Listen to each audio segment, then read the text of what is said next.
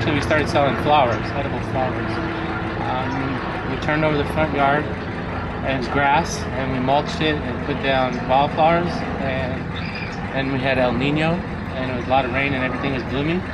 So we took a sample of our flowers down to Old Town, knocked on a couple of doors, showed them what we had, and they said yeah, they were interested, so we started selling that way, just by one person.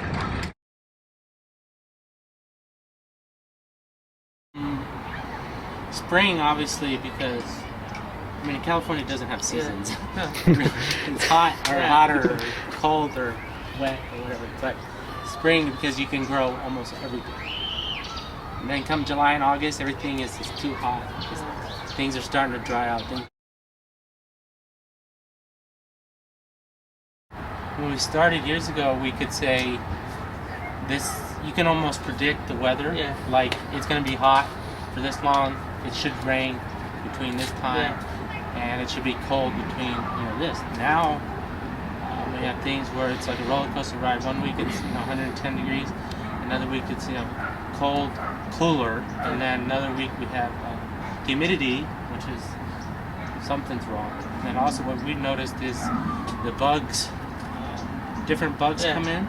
So we have but we have problems because it's not cold enough, or new bugs because of the heat. So we're dealing with imported pests that shouldn't be here. And then with the climate change, our seasons are off. We used to have tomatoes in June, now we have them in July and August. Just everything just seems to be just a month or two off, either early or late. And then we have things like it's November, we have apple trees blooming, which is not normal. So it's like we're dealing with little issues like that, but on our little place, but you can notice something's off. Since 10 years. Yeah, selling it. Selling the stuff. We had a green thumb and we could grow some stuff. The problem was marketing. We're not salesmen. It takes a different skill to sell stuff. And we didn't want to go to the farmer's market and sit all day, get up early in the morning.